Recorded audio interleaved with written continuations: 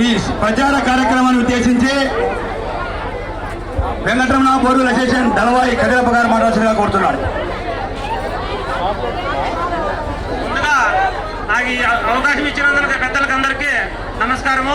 మరి అదేవిధంగా Shri Venkataramana borewell association ఆధ్వర్యంలో ఇంత గొప్పగా ఈ సమావేశం జరుపుకుంటున్నామంటే పెద్దమారప్ప గారు సెలవు వలన, అదేవిధంగా మా కుటుంబము ఈసీ నంబర్లు 10 మంది ఉన్నాము.